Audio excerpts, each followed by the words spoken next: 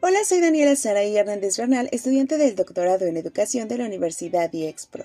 En este streaming compartiré un análisis sobre cómo y qué aprende el ser humano retomando las ideas centrales de Moreno y Solaguren y también de Ampuero Ramírez. Además de dos recursos audiovisuales que nos ayudarán a visualizar cómo se concretan los procesos cognitivos y las teorías del aprendizaje en el aula. También compartiré mis propias reflexiones como docente en educación preescolar desde la mirada de la nueva escuela mexicana, donde el aprendizaje se concibe como un proceso dialógico, humanista y transformador. Hablemos sobre las teorías del aprendizaje. Estas explican los procesos mentales, sociales y emocionales mediante los cuales los seres humanos adquieren el conocimiento.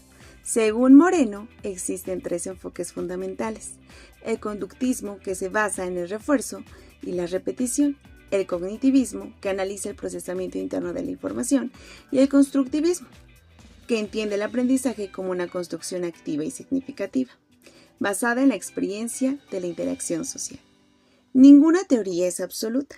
Todas aportan elementos valiosos. Por ejemplo, el conductivismo ayuda a formar hábitos, el cognitivismo favorece la comprensión y el constructivismo impulsa la reflexión crítica. Personalmente considero que como docentes no debemos encasillarnos en una sola teoría en el aula de preescolar. La realidad es dinámica, a veces necesitamos estrategias conductistas para fomentar rutinas, pero también recursos cognitivos para favorecer la atención y sobre todo las experiencias constructivistas, que conecten la vida cotidiana del niño. Desde mi experiencia, el aprendizaje más duradero es el que involucra la emoción, acción y el sentido personal. Te invito a que veas el siguiente video, Teorías del Aprendizaje, donde se ilustran de manera sencilla los enfoques conductista, cognitivista y constructivista, así como su aplicación en diferentes contextos educativos. Este material muestra con claridad que el aprendizaje es un proceso activo en el que el estudiante construye significados a partir de lo que ya sabe. Coincido con Ampuero Ramírez, quien menciona que todo conocimiento surge del pensamiento y la interiorización del ser humano dentro de su entorno sociocultural. En mi práctica, observo cómo los niños aprenden mejor cuando se les permite explorar, manipular materiales y conversar sobre lo que descubren. Es ahí donde se ve reflejado el constructivismo y el aprendizaje cobra vida en la interacción. Ahora hablemos sobre los procesos cognitivos y el rol docente. El aprendizaje humano no puede entenderse sin los procesos cognitivos como la atención, la memoria, la motivación, la percepción y el pensamiento.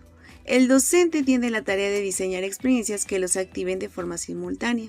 Ampuero Ramírez enfatiza que los entornos educativos condicionan el aprendizaje, por eso el profesor debe de ser guía, mediador, facilitador del conocimiento, promoviendo la reflexión y la participación crítica. Como educadora he comprobado que cuando las niñas y los niños están emocionalmente motivados, su atención se sostiene por más tiempo y la memoria se fortalece en actividades lúdicas como juegos de clasificación, experimentos con materiales naturales. Los procesos cognitivos también se van activando de manera natural y espontánea. Creo que una educación de calidad no se trata solo de enseñar contenidos, sino en generar experiencias que estimulen la mente, el corazón y la curiosidad. Te recomiendo que veas el video Factores cognitivos en el aprendizaje, el cual explica cómo la percepción, la memoria y la atención influyen en la forma en la que aprendemos. Este video refuerza la idea de que el aprendizaje no depende solo de la enseñanza, sino de cómo cada persona procesa la información. Por eso es importante diseñar estrategias variadas que consideren los diferentes estilos y ritmos de aprendizaje. En preescolar podemos hacerlo a través de movimiento, la música, las imágenes y el juego, que ayudan a fortalecer la atención y la memoria a corto y a largo plazo. Pienso que como docentes debemos de observar con sensibilidad las señales cognitivas de cada estudiante, su manera de concentrarse, de expresarse y de recordar que también educar no es solo uniformar, sino personalizar el acompañamiento tal como lo plantea la nueva escuela mexicana, poner al centro a la persona y a su diversidad. En este apartado de herramientas didácticas para fortalecer el aprendizaje, Moreno y Solaguren proponen diferentes herramientas didácticas vinculadas con cada teoría del aprendizaje.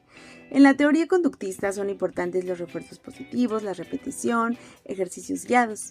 En el cognitivismo predominan los mapas conceptuales, esquemas, analogías, ejemplos. En la parte constructivista predominan los proyectos, los debates, el aprendizaje colaborativo y la resolución de problemas.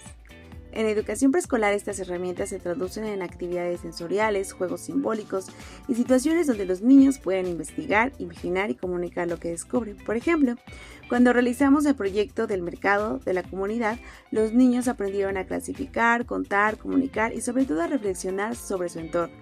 En esas experiencias se integraron los 3 enfoques: conductista al hacer caso a instrucciones, el cognitivista al organizar información y el constructivista a darle significado desde su vivencia.